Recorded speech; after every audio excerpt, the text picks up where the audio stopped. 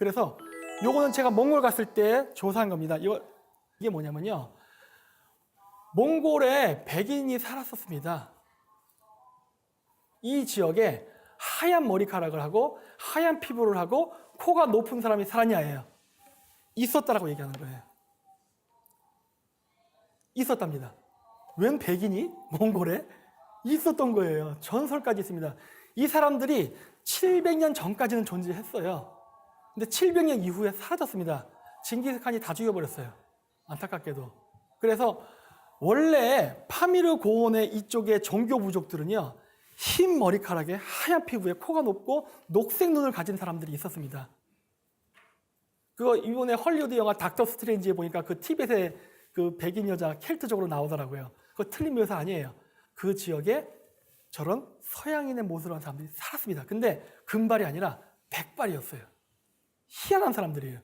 그래서 제가 여기 가서 이 지역의 그 원로도 만났어요. 그때 그 사람이 그런 얘기를 하더라고요, 저한테. 내가 오기 500년 전에 러시아의 역사학자 보타니라는 사람이 왔었대요. 보타니가 와서 똑같은 걸 조사해 갔대요. 그리고 500년 뒤에 제가 왔대요. 제가 아시아에선 최초로 간 거예요. 그래갖고 당신이 보타니의 최초로 이거 어떻게 알고 왔냐는 거예요. 어떻게 알겠냐고. 우리나라 역사책에 이거 써 있어서 제가 보고 찾아온 겁니다. 이쪽에 놀라더라고요. 그런 기록이 있냐고. 있습니다. 그랬죠. 놀라운 걸 찾아낸 거예요. 근데 오늘날의 이 현지인들은요, 백발의 흰 피부를 가지고 있지는 않습니다. 왜냐하면 징기스칸이 이 지역 사람들을 다 죽여버리고서 혼혈을 해버리는 바람에 지금은 몽골로이드의 얼굴을 더 많이 갖고 있어요. 하지만 지금도 가끔씩 이 하얀 피부와 금발 이런 머리카락은 나타나요. 그리고 이 사람들의 기원도 제가 물어봤더니 원로가 그러더라고요. 자기는 파밀에서 왔다 그래요. 아, 맞는 거예요. 파밀에 살던 백부인이 일로 왔나 봅니다. 요거는 카자흐스탄. 카자흐스탄에 징기스칸이 쳐들어오기 이전에 우리 카자흐인들은 하얀 머리카락에 하얀 피부에 녹색 눈 또는 푸른 눈에 이러한 외모를 가진 사람이었다. 하지만 징기스칸이 쳐들어와서 이 지역을 다 죽여버릴 때 이 사람들이, 이 남자들은 죽고 이제 몽골 남자들과 혼혈이 되면서 지금의 카자흐인들의 모습이 남게 되었다는 이야기를 한 인터뷰예요. 자, 보십시오. 한당곡에 나온 기록과 제가 몽골과 카자흐에서 실질적으로 조사해서 찾아낸 기록이 일치하죠. 그러면 그 기록은 맞는 거겠죠? 맞는 거예요. 그리고 이런 사람들이 일부가 우리나라에 들어왔기 때문에 당연히 인도 유럽의 요소가 한국에 남아있는 건 어쩌면 이상할 게 없는 거예요. 당연히 있을 수 있는 겁니다. 이게 미국에서 만든 게임 오브 스론, 왕자 게임에 나오는 타가리안, 즉 정통 그 지배계급 나올 때 항상 용이랑 백발인이 같이 나와요. 왜 그럴까요? 원래 고대 샤머니즘 시대 때 종교 계급이 누구였습니까? 백발에 하얀 피부를 한 사람이었거든요. 아마 이 왕자 게임은 원래 켈트족 신화를 모태로 했는데 켈트족도 이거와 같은 유사한 이야기가 있는 것 같아요. 그러니까 이런 시나리오가 나오죠. 중국 마찬가지예요. 백발만여 전. 옛날 때 파미르 고원에 백발 여인이 살았다고 합니다. 한당고개에도 파미르에 백분이 살았다래요. 같은 이야기를 다 하고 있잖아요, 지금. 여기서 이제 나온 게 우리가 이제 아는 엘프 얘기예요. 엘프가 어디 삽니까? 산꼭대기에 활 잘 쏘는 하얀 머리카락의 백발의 사람들. 누굴까요? 샤먼이죠. 네. 그리고 엘프를 묘사할 때 항상 나무 옆에 있어요. 왜? 무당은 항상 당몽 옆에 있으니까. 이런 전통들이 동서양을 떠난다는 겁니다. 여태까지 우리가 샤머니즘을 얘기할 때 항상 동양을 생각했어요. 샤머니즘 본류는 동양이다. 근데 여기까지 가다 보니까 어떤 의미가 있냐면요. 이거 서양인도 있네, 막 이렇게 되는 거예요. 즉, 샤머니즘이란 건요, 동서양의 구별이 없었다는 거예요. 우리는 여태까지 동양과 서양을 나누려고 많이 노력을 했는데, 고대로 갈 때는 그런 게 없었다는 겁니다. 왜냐? 유목민 사회는 공동 연방체 사회였으니까. 이런 것들이 나타난 거예요. 언어에서도 나타나고, 문화 기록들. 그래서 실질적으로 신라인의 DNA는 스키타이랑 가깝습니다. 스키타이. 왜 그럴까요? 신라의 왕들은요, 종교 계급이었거든요. 여기다가 나무, 출자무 모양이라고 하기도 하지만 여기 술록불이라든가 나무를 장식하는 건 샤먼이 하는 겁니다. 무사는요, 불을 장식합니다. 고구려 백제 뭐 씁니까? 불관. 왜냐? 무사 계급이 엘리트 사회를 형성했으니까.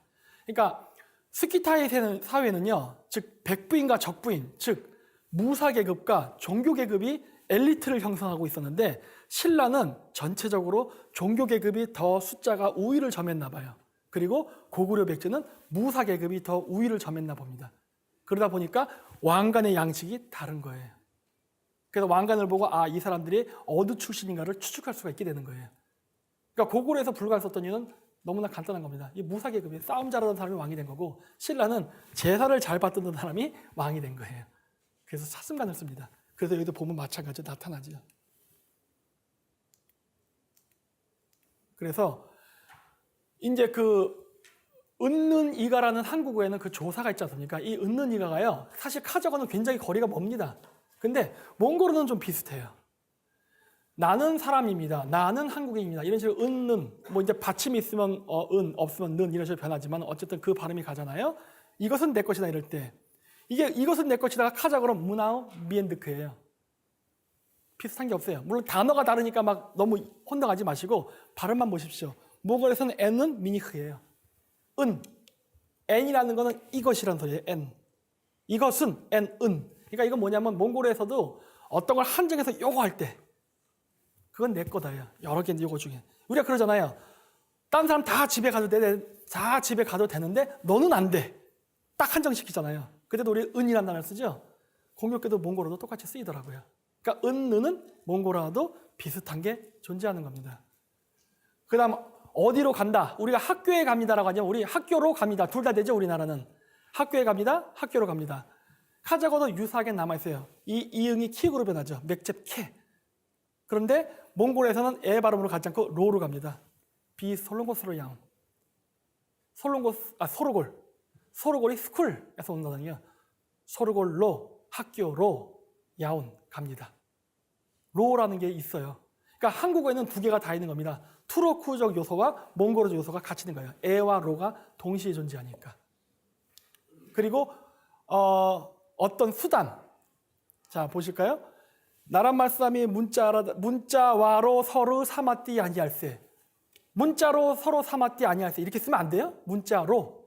왜 조선시대 때 문자와로라고 썼죠? 몽골어. 비 아프터부스ар 서르골로 야운. 아프터부스, 버스로. 그때는 몽골어는 아를 써요. 문자와로. 그렇죠? 한국에서는 오늘날 로밖에 없지만은 이게 좀 다르다 싶은 거예요. 그러니까 아마 15세기 조선어가 몽골어랑도 비슷한 게 그 당시에는 아직 많이 있지 않았을까라고 봐요. 추정을 합니다. 그렇게. 왜냐? 더 많은 것들이 없기 때문에. 하지만 이 복잡한 이상한 글자들과 이런 것들을 봤을 때는 몽골의 요소들이 조선 초기에도, 왜냐하면 원나라에 그런 게 있었으니까 상당히 있었을 거라고 봐요. 그리고 이제 카자흐로는 트인데 저는 같다라고는 봅니다. 이응의 디컷이 항상 있기 때문에 좀 멀어요. 하지만 오히려 몽골 쪽이 더 가까운 것 같아요. 이그로 쓰니까. 비엔 노믹 아우마르벤. 나는 이 책을 사고 싶다. 놈이 책이거든요. 뭔가 비슷하게 가요. 근데 리을이냐 기억이냐 이걸 구체적으로 막 따지게 되면 제가 이런 얘기를 해주고 싶어요. 발전이라는 단어 있지 않습니까? 한자. 발전, 중국말로 뭡니까? 파잔이에요. 그 일본말로 뭘까요? 핫다츠. 리을 발음이 어떻게 변합니까? 변하죠? 가능성이 있어요. 가능성이 있습니다. 그리고 이제 알타의 계통의 언어라도요. 또 분화가 될 때 뭐가 분화되냐면 존칭어 부분이 분화가 됩니다. 예를 들어서 한국어나 일본이요. 존칭어가 엄청 까다로워요. 했다, 했습니다, 뭐 했사옵니다, 뭐 기타 등등 했습니까?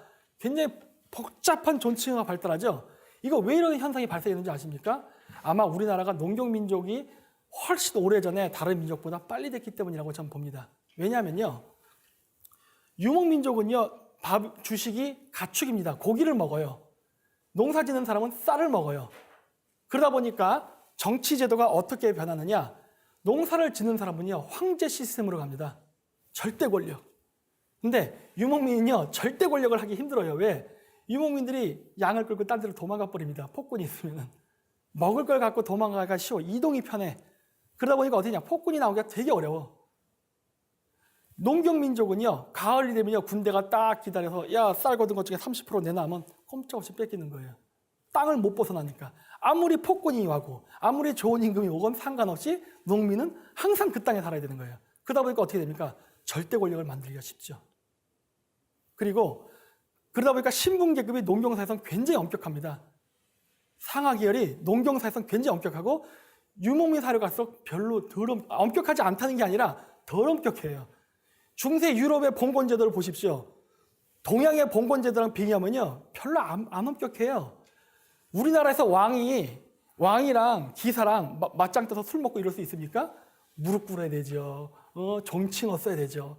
굉장히 복잡하죠. 유럽은 어떻습니까? 왕이랑 컴배하고 막 이런단 말이에요. 동양에서 일단 죽어버렸죠, 그냥. 어디서 이게 감이 하고. 서양인들은 유목 문화가 더 오래 있었기 때문에 이 상하 계열이 봉건 시스템을 하면서도 덜 엄격한 거예요.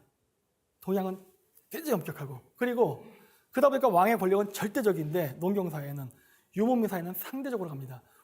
부여시대 때에도 보면은 가뭄이 들면 왕의 덕이 부족해서라고 해서 왕을 죽였다면서요. 얼마나 왕의 권력이 약했으면 그럽니까?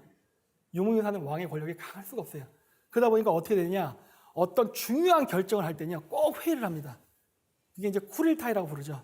몽골 사람들 흐르테라고 하는데, 바로 원턱회의. 왜 원인 줄 아십니까? 동등히 해야 되니까.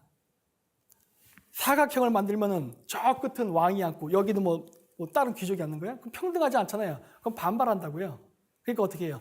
원탁에 동등하게 앉아서 회의를 하는 거예요. 내가 이번에 저 지역 나라를 공격하고 싶은데 군대를 좀 줬으면 한다. 그러면은 뭐 A부족, B부족, C부족이 나는 뭐 1000명, 나는 10,000명 이런 식으로 준다고요, 군대를. 그 대신에 그 지역을 정복하면 나에게 뭘 줄래? 이런다고요. 협상을 해야 돼요. 유목민족의 왕은 항상 협상을 해야 됩니다. 그런데 농경민족의 왕은 뭡니까? 야, 나 쳐들어간다 하면 네, 전화하는 거예요. 절대 왕정이니까. 한국의 존치가 이렇게 복잡하게 발달한 것은 우리가 농경사회로 다른 유목민족보다 먼저 진출했기 때문에 복잡해졌다고 보는 거예요. 그래서 너 뭐해? 반말이죠? 당신은 무엇을 하십니까? 일단 표준어를 기준으로 보면 존칭어죠. 근데 제2호 시집에는 이거는 치가 너거든요. 근데 존칭을 쓸 때는 타 해갖고 당신을 높여준단 말이에요. 그러니까 몽골에서는 단어를 바꿔줍니다. 단어를. 존칭을 쓰는 단어로 바꿔줘요.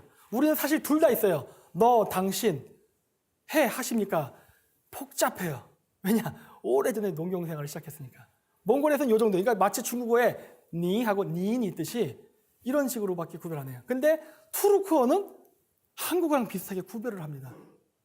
시엔, 그러니까 너 뭐하냐? 시엔, 니 으셉 자트르슨 해갖고 너 뭐해? 라고 하지만 당신은 무엇을 하십니까? 할 때는 스즈, 니 으셉 자트르스 해갖고 뒷부분을 바꿔버려요. 마치 한국어처럼. 왜 그러느냐? 투르크 민족은 나중에 농경민족으로 전환이 됐거든요. 신장 위구르자치제 위구르족들 농사 짓잖아요. 우즈베크들 농사 지어요. 2000년 전서부터.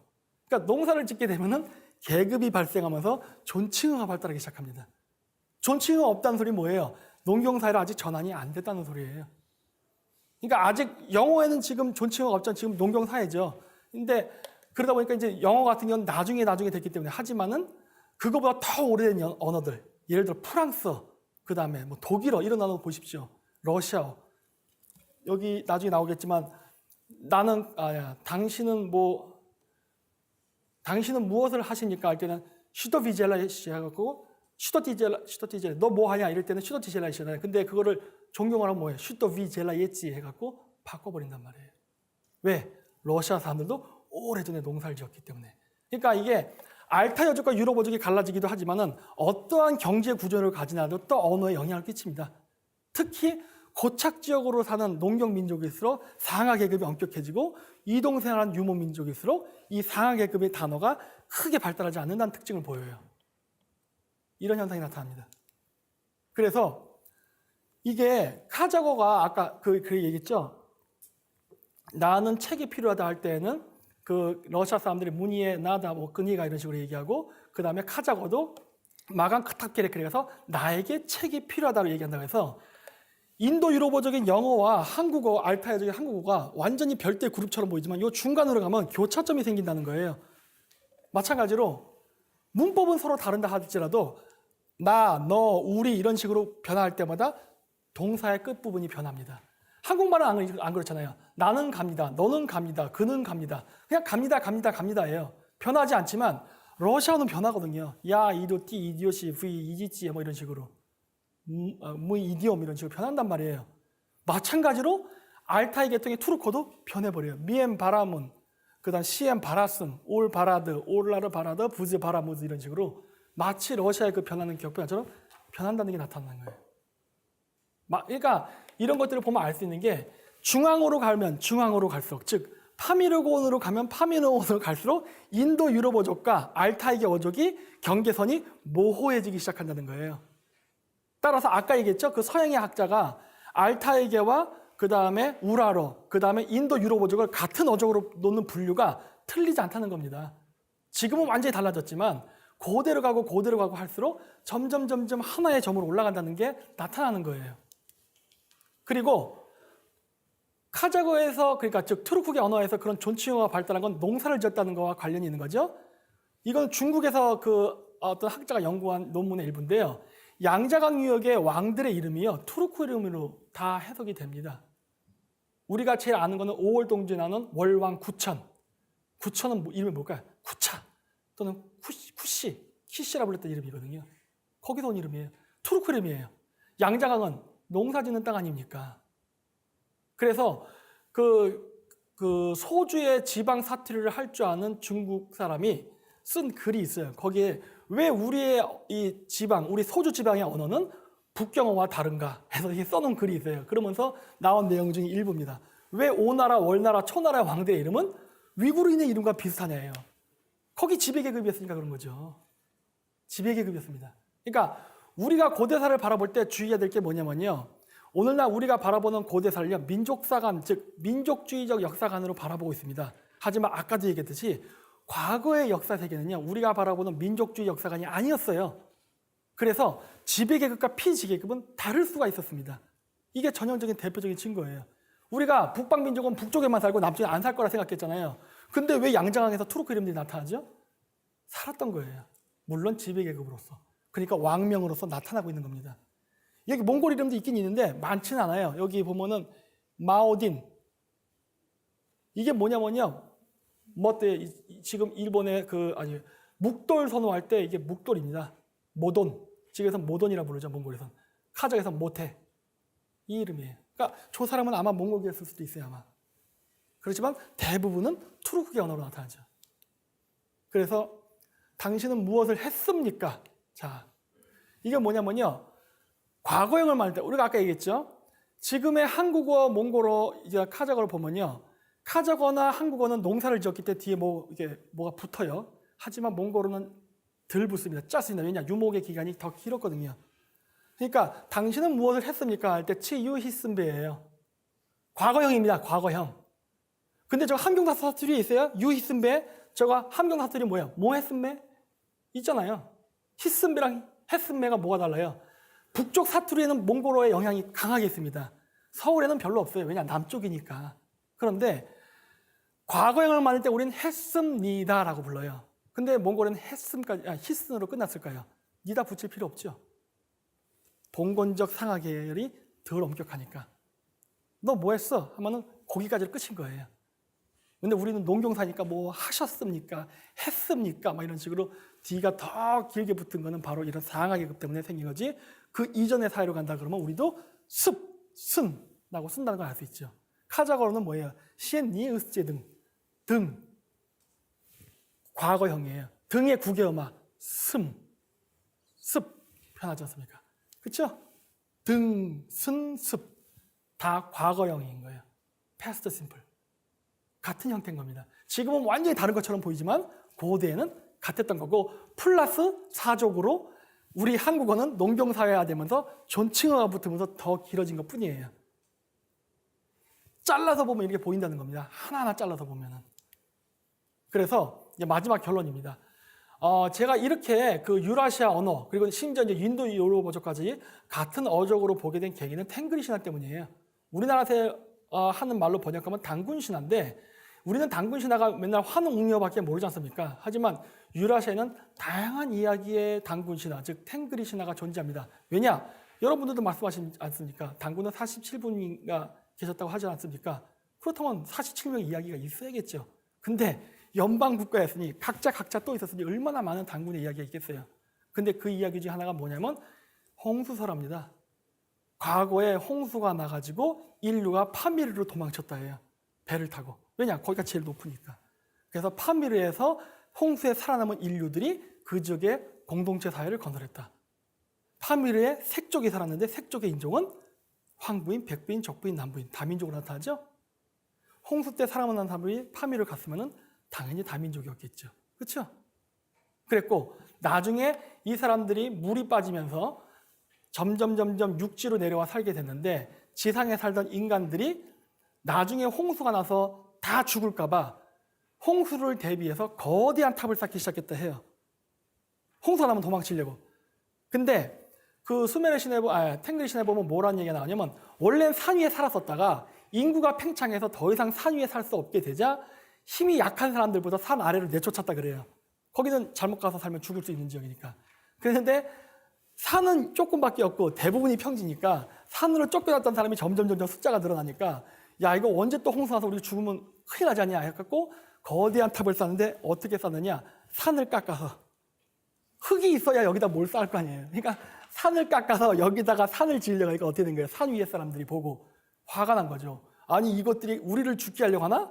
그래서 탱그리 신에 보면은 밑에다가 산을 쌓는 거를 보고 탱그리가 진노를 해가지고 이 사람들을 동서남북으로 흩어뜨려서 인간의 언어를 갈랐다는 이야기가 나옵니다.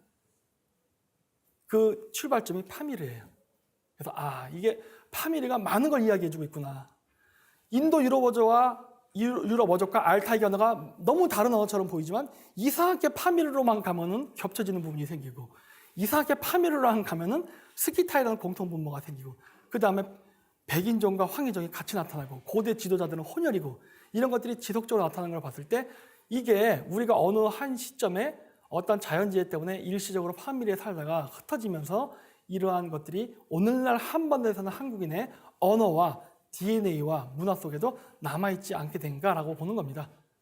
따라서 우리 민족이 시작은 여러 민족이 융합돼서 오늘날의 한 민족이 되었지만 그렇다고 해서 이런 여러 가지 증거로 봤을 때 우리 민족이 처음부터 단일 민족은 아니었고 이런 수천 년의 세월을 거치면서 여러 민족과 융합 과정을 거쳐서 오늘날 현대 한국어가 탄생했다고 봅니다.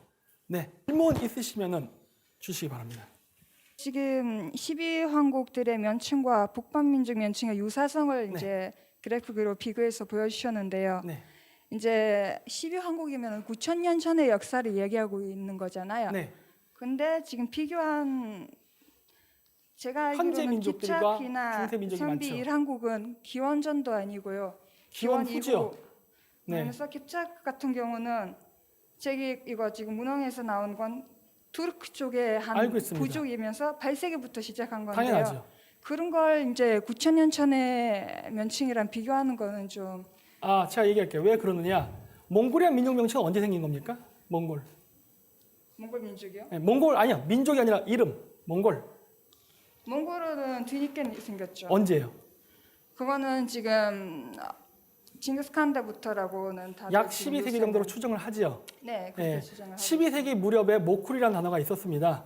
거기서 몽골이라는 단어가 탄생을 해요. 그게 나중에 인도의 무굴 제국이라는 단어까지 연결이 되죠. 근데 6세기에 쓰여진 당나라의 범어잔명에는 고구려를 모쿨이라 불렀다고 합니다. 그렇다면 모쿨이라는 단어는 즉 몽골이라는 단어는 어떤 거와 연관이 되는 겁니까?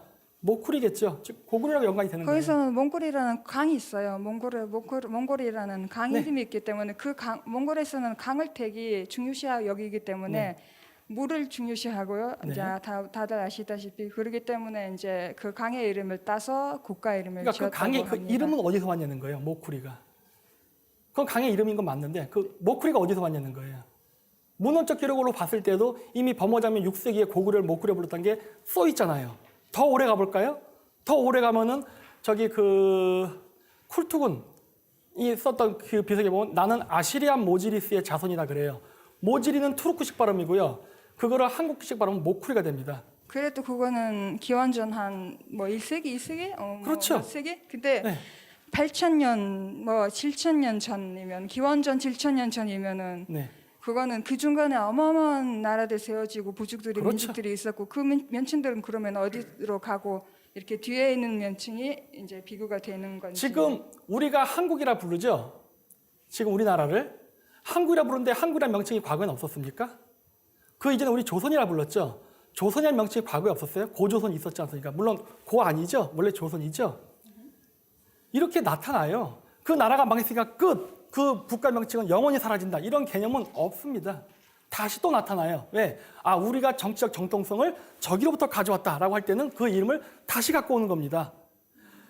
8,000년 전 이전에 대한 국가의 명칭은 다 찾을 수가 없어요. 왜냐? 대부분의 역사책이 소실이 됐기 때문에.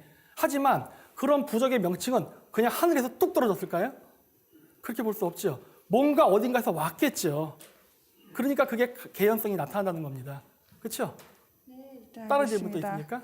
그 다음에는 지금 강로죽의 지역별 명칭들이라고 이게 지금 한쥐, 한귀, 공고로, 강가삭 이거 어떤 책에 나오는 건지 사마천의 사기라던가 그 다음에 구당서, 신당서 이런 데 나온 명칭들을 다 그냥 끄집어낸 거예요. 그냥 몽골어라고 사마천에 그렇게 몽골어가 적혀 있는 아니라 거예요. 그 기록에서 끄집어낸 거예요. 그냥 다. 근데 여기서는 몽골어라고 있으면서 그렇게 되어 있길래 다른 몽골어 문헌에서 보신 건가 해서 물어본 거예요. 카자흐어는 키읔, 몽골어는 히읗, 한국어는 이응으로 변하는 경향이 강하기 때문입니다. 칸쥐라고 발음하지만은 카자흐에서는 이렇게 하면 안 되는구나. 이게 그 한쥐라 발음하죠. 일단 이거부터 할게요. 이거부터. 몽골어는요 크 발음보다는 흐 발음을 선호합니다. 그렇지 않습니까? 소개한다 몽골 말로 뭡니까? 탄일자 흐죠. 흐라고 해요. 근데 카자흐어는 뭐랍니까? 타누수. 네, K 발음이 원래 편해요. 키릴 문자에서 들어온 거라서 뒤늦게 쓰여진 거고요. 원래부터는 흐 발음을 쓰죠. 그렇죠. 발음 규칙이 변한다는 거예요. 오늘날 한지라는 단어는 이게 어디 발음이겠냐는 거예요. 이건 몽골 스텝족 발음이겠죠. 다 그냥 칸글리라고 한다는데 이 각자의 단어는 비교 우문학적 분석으로 봤을 때 그 발생 단어의 기원지는 다를 것이라 보는 거예요. 히읗 계열 발음으로 가는 거는 대부분 몽골 초원이 많습니다. 크로 가면 이거 다 중앙아시아 쪽이에요. 네. 근데 주의 구이라는 발음은 몽골에서 거의 이제 없다고 어떤 거요? 말해도 됩니다. 왜냐하면은 주의. 몽골은 한자를 안 쓰기 때문에 예를 들면은 한족 있잖아요. 네. 중국 한족을 몽골에서는 낭히아디라고 합니다. 네. 제일 최초의 문헌에도 다 그렇게 나와 있어서 저희는 슈. 그렇게 보고 있습니다. 우린 족으로 쓰죠. 그렇죠? 이게 지금 G 또는 귀로 지금 발음이 갈라진 거란 말이에요. 이렇게. 기역지읒이 바뀌는 이유는 아까 얘기했죠. 구스와 주스라는 단어가 있다고. 몽골에서 민족 명칭할 때 가르를 씁니다. 가르. 그렇죠? 중가르, 카슈가르. 가르는 손을 상징한다라고도 얘기해요. 가르가 손을 상징해요. 가르죠. 그러니까 손. 네, 손. 그렇죠? 근데 민족 명칭 쓰잖아요. 헝가르, 헝가리. 그렇죠?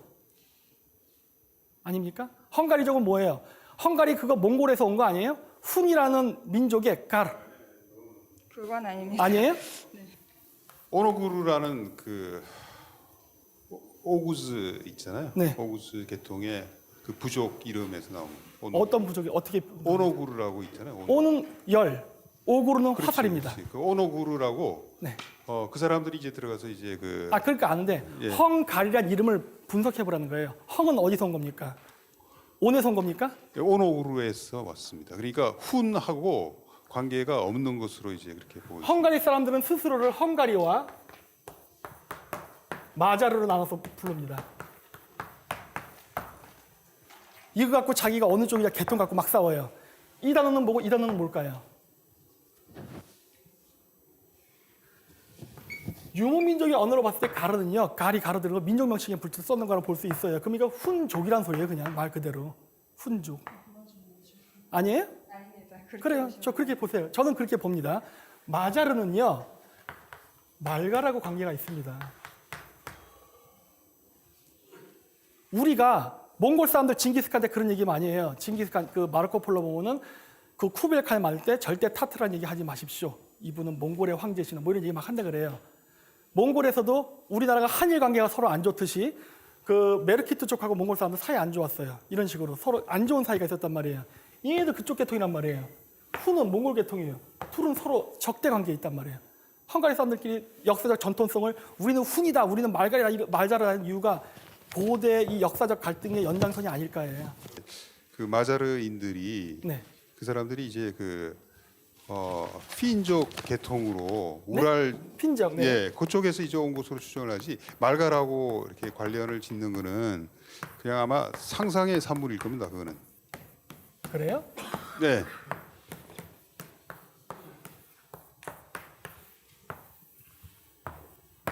이건 아닐까요? 헝가리가 이렇게 생긴 거 아닐까요?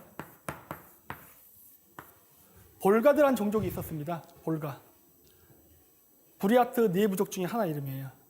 볼가드에서 볼가르라는 불가리아 민족이 나오거든요. 네. 여기서 얘네가 고구려가 멸망했을 때 도망가가지고 후기 아니에요? 그게 뭐 증거가 있다면 뭐 그렇게 이야기를 할 수 있겠죠. 근데 제가 알고 있는 증거는 하나도 없고, 어떤 증거 말입니까? 말씀해 보십시오. 예, 그 이제 불가르 같은 경우는 이제 제가 이제 뭐 그쪽을 좀 연구를 네. 그 해보니까 네. 이게 훈족의 후예들이 그 주도해서 이제 세운 네. 거란 말입니다. 네. 그러니까 이 말가라고 관련을 지으면 안 되죠. 유럽을 누가 정복했죠? 아니, 그러니까 징기스칸 아니요, 제가 질문할게요. 네. 징기스칸 시절에 유럽을 누가 정복했죠? 그거야 뭐 저기 그 몽골이겠죠. 아닙니다. 몽골하고 그 동맹 관계에 있었던 여러 그 부족들이겠죠. 징기스칸이 유럽을 들어갈 때 몽골인의 비율은 20%밖에 안 됐어요. 대부분은 다 투르크인들이었습니다. 호라즘 이런 데 정복한 사람들. 훈족이 유럽에 들어갔을 때 유럽을 정복한 게 훈 맞습니까? 물론 훈족이 있어요. 없다는 거 절대 아닙니다. 짬뽕으로 간다는 거예요. 짬뽕으로. 뭐 저기 그 유목민 그렇죠. 유목 제국의 특징이잖아요. 그렇죠. 그거 뭐 가지고 즉 헝가리아 사람들도 정체성을 잡을 때 하나가 나올 수가 없다는 거예요. 갈라질 수밖에 없죠, 당연히. 그렇지만 지금은 그냥 헝가리인으로 그냥 불리는 거죠, 통칭. 오늘날은 그걸 계통별로 따지면 막 다르고 한데 그것 때문에 우리나라 지역 감정처럼 서로 이게 맞니 저게 맞니 하는 건 있지만 전체적인 그림을 봐서 틀리냐는 겁니다. 그러니까 제가 바라보는 관점이 여러분하고 굉장히 많이 달라요. 왜냐? 저는 18세기 서양의 민족주의 사관으로 보는 게 아니기 때문에 그래요. 우리도 그런 뭐 민족주의 사관으로 보는 거 아닙니다. 우리는 네네. 그 그러니까 역사학자들은 네. 객관적인 이제 그 그쵸. 사료에 근거해서 이야기를 하는 그렇죠. 거고. 저도 책을 보고 제 연구를 합쳐서 비교해서 맞다고 판단하는 거거든요. 그냥 저는 상상을 한 게 아닌데 누가 딴 사람이 썼지 않습니까? 제가 상상으로 이해한 게 아니잖아요. 그렇죠? 그리고 그 사람이 얘기할 때 그 근원이 무엇이었느냐? 헝가리인들은 스스로를 부를 때 주리진이라 부른다 그래요. 이 주리진은 말갈, 즉 여진족의 주루천에서 왔다. 그래서 그쪽 가면은 주루찬이라는 이름이 불가리아나 이런 데도 존재한다. 이 이름은 몽골에서는 조잔, 카자흐스탄에서는 주잔이라 발음되는 거고 한국에서는 조선이라는 발음 중에 하나거든요. 뭐가 문제입니까? 이 이름은 실질적으로 존재하는 이름이에요. 아닙니까? 아니, 그 사람 주장이 아니라니까요. 이걸 주장한 사람은 그 사람뿐만 아니라 다른 사람들도 또 있어요. 제가 지금 상상으로 이걸 썼다고 생각하죠. 그냥 제가 알겠잖아요. 발음이 같다고 매치시키는 게 아니라니까요. 그래서 제가 보여줄 때 뭘 보여드립니까? 문화를 보여드리고 다 같이 하는 이유가 뭐예요? 단순히 발음만 같다고 쏙 집어넣을 수 없기 때문에 그런 거예요. 그런 오류를 범할까 봐 제가 문화를 같이 보여줘. 왜 비교 연학을 안 하면서 왜 의문구조를 막 따지지 않고 제가 왜 문화를 왜 보여줍니까? 이러한 계통의 민족들이 넘어갔는데 단순히 우리가 컴퓨터라는 단어를 배웠듯이 그냥 배운 게 아니라 이 단어가 온 게 아니라 그 사람 자체가 이동했을 가능성이 높다는 걸 보여주기 위해서 문화, 민족 이런 걸 같이 보여주는 거예요. 이건 외래어가 아니라 이동한 역사다라고. 네. 이래도 상상입니까? 예를 들어서 뭐 네. 불가리아라든지 뭐 네. 헝가리를 그 세운 그 네. 족속들이 네. 투르크 계통이라든지 뭐 이 아시아에서 건너간 그런 그 족속들이라는 거는 뭐 그거는 학계에서 다 받아들여지고 네. 있는 이야기죠. 네. 예. 또- 그거 뭐 그 자체를 그 제가 그 부인하는 게 아니고 네. 아까 그 헝가리의 이름 자체가 그 훈에서 왔다라는 그 사실은 그거는 아마 소수의 사람들이 그렇게 주장하는 사람들이 있을 그러면은 거예요. 정설은 뭡니까? 자, 온, 오, 구, 자, 헝가리가 어떻게 변한 겁니까? 헝가리. 아니 저기 헝가리를 저기 네. 옹그루아라고 발음하는 데도 있고 그래요. 네, 사투리가 존재합니다. 네. 파생어가 존재하는 거예요. 오그루, 오그즈 여러 단어가 파생어 존재해요. 의미는 화살입니다. 활. 10개의 활을 상징하는 거예요. 투르크 신화에 10개의 민족이 나갔다니까. 근데 이거를 형태수로 분석해 보자는 거예요. 이 이름이 어디서 나왔을까요? 저는 그 관점에서 본 겁니다. 헝가리 사람들이 훈에서 나왔다는 얘기를 한단 말이에요. 본인 스스로도. 그렇다면 이건 훈과 관계가 있지 않을까라고 보는 거예요. 그럼 이게 뭐냐예요, 이게. 민족명칭 이게 왜 들어갔냐. 근데 보면은 중앙아시아 초원의 민족명칭 이게 들어가거든요. 가르, 가리 이런 식으로.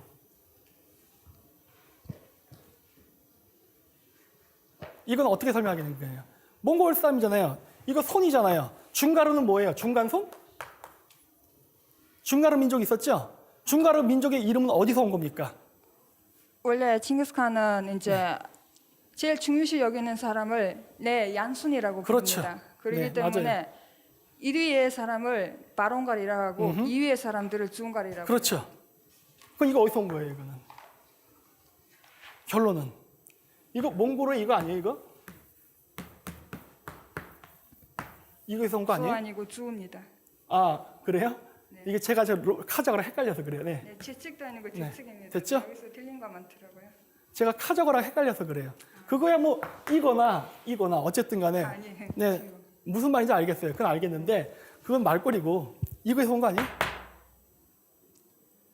왼쪽, 그렇지. 왼쪽을 지키는 자. 여기서 온 게 중가를 아니에요? 왼쪽을 지키는 자 아니고 1위를 믿는 자, 2위를 믿는 자. 그러니까 그 얘기는 알겠고 중가루와 바른가라는 얘기를 했잖아요. 왕을 호위하는 양쪽의 두 손입니다. 우리도 한국말도 그런 말 해요. 나의 측근은 내 오른팔이야 그래요. 우리말도 그런 말을 표현을 쓴다고요. 그런 의미로 옛날부터 그렇게 그렇죠. 내려왔죠. 그래서 이 명칭이 생긴 거 아니에요, 중가르가. 그렇죠? 민족명 아니에요? 물론 민족명은 아니었죠. 아니었지만 민족명이 돼버렸죠, 나중에는. 15세기쯤에 가면은. 네, 15세기는 그렇게 그쵸? 됐죠. 그냥 오랫동안 쓰다 보니까 그냥 민족명칭이 된 거예요.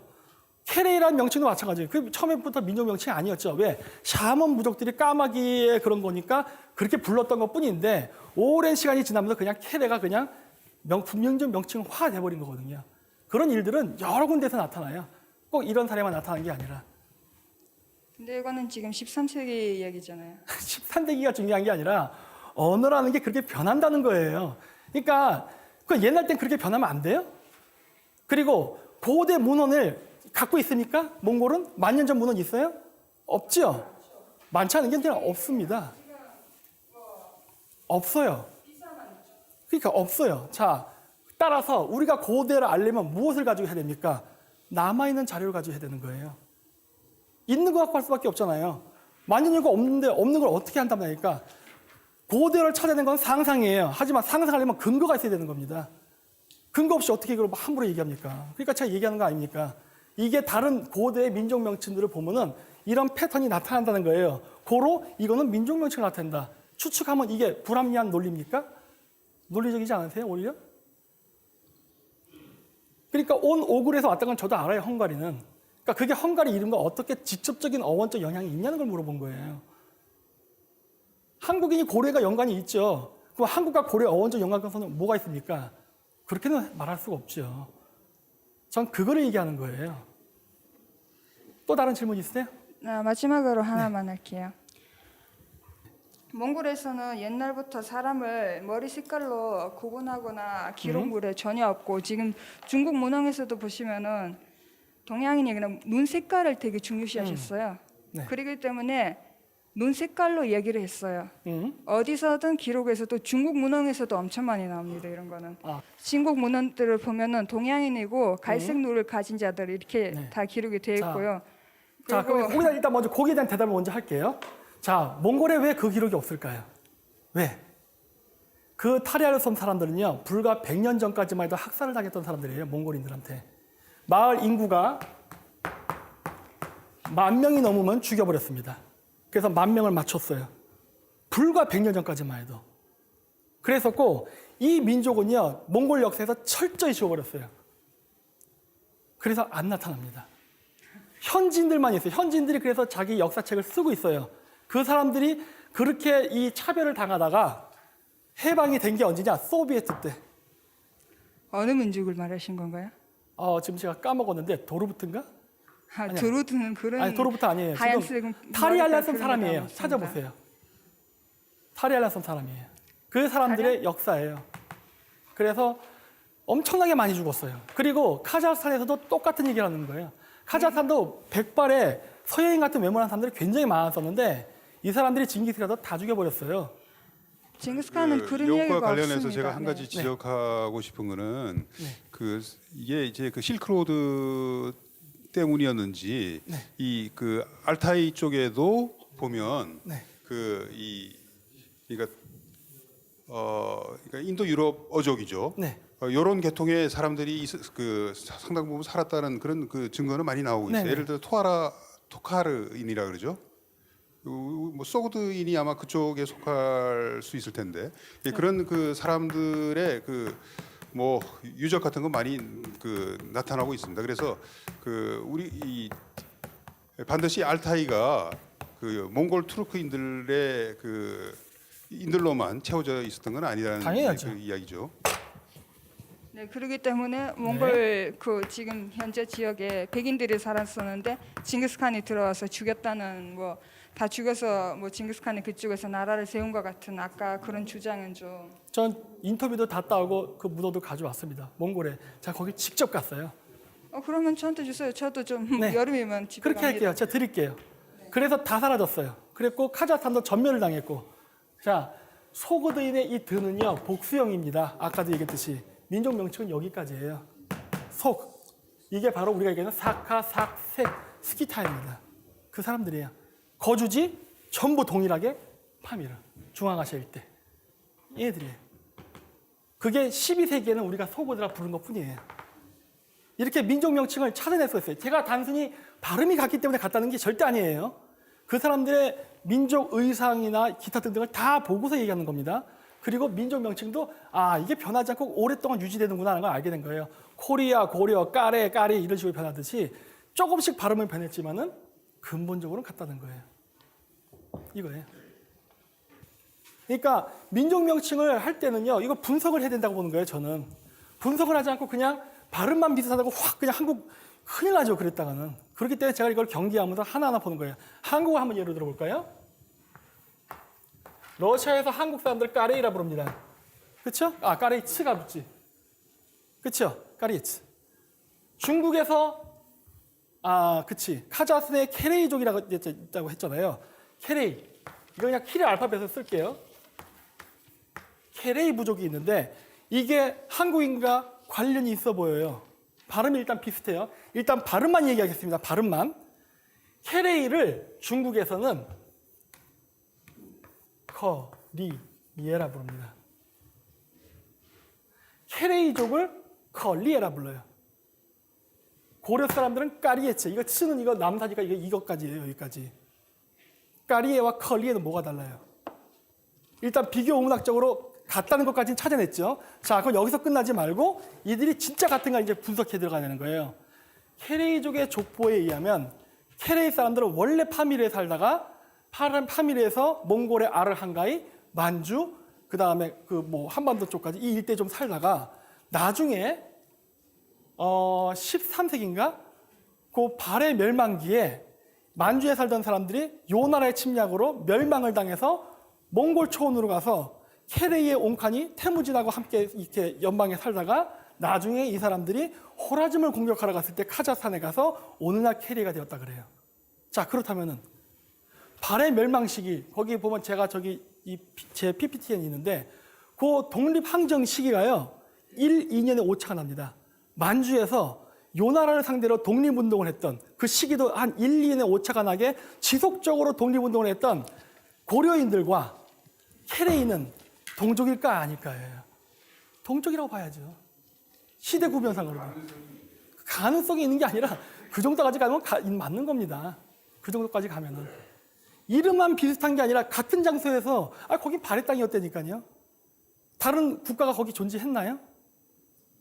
없었단 말이에요. 근데 왜 그게 비슷하게 나타내는 거예요? 1년의 오차로. 1024년에 발해가 멸망했다. 캐레이 역사책에는 1024년에 요나라가 쳐들어와서 1025년에 이게 발해구나. 캐레이족 역사에는 1024년에 요나라가 쳐들어와서 멸망했다. 근데 우리나라 역사에는 1024년에 바레인들이 요나라가 쳐들어와서 1025년에 바레가 멸망했다. 이런 식으로 나온단 말이에요. 뭐 1030년에 여기가 그때 흥효국인가 뭘 세웠다 어쩌고저쩌고 하는데 1028년에 독립운동을 해서 독립국가를 건설했다. 이런 식으로 1년에 오차밖에 안 나고 이 비슷한 시기에 같은 장소에 살았던 캐레이와 고려는 무슨 관계냐는 겁니다. 같은 민족이죠. 비교문학적으로만 얘기하는 게 아니에요. 그래서 저는 이것만 얘기하면 큰일 나죠. 이 배경을 같이 갖고 가는 겁니다.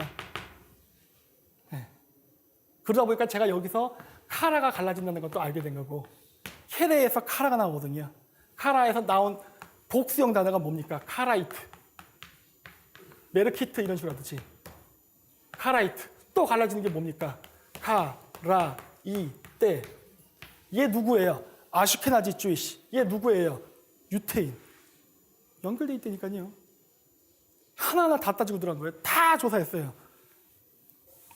카자흐스탄 족보에는 뭐라고 나왔냐면은 모른다라고 나와요. 일단 모른다고요? 그러니까 지금은 투르크계가 맞다. 지금은 투르크어를 쓰니까. 하지만 고대 이 사람들이 투르크헌족인까지는 모르겠다예요. 그냥 퀘스천 마크만 남아 있습니다. 하지만 아까도 제가 이런 걸 많이 보여드렸듯이 그 알타이계 언어는요 크게 몽골 부리아트계, 그다음 퉁구스계, 그다음 우랄계 뭐 이렇게 크게 3등분 정도가 나뉘는데 아토르크계로 나뉘는데 지금은 굉장히 분화가 돼서 다르지만은 고대는요 이게 상당히 근사치로 가까웠던 것 같아요. 예를 들어서 책을 읽다. 그냥 한글로 쓸게요. 과거형으로 쓰면 카자흐에서는 오크듬입니다.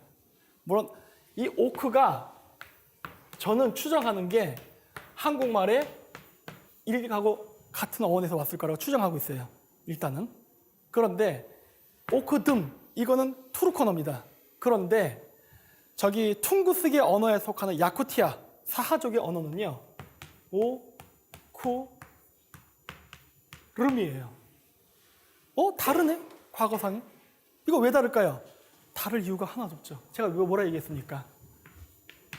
주스, 부스, 루스, 우즈는 같은 어원이 음운 규칙을 따라가는 같은 의미였거든요. 여기 있잖아요. 여기 있죠. 국외음화 이전의 발음. 디귿.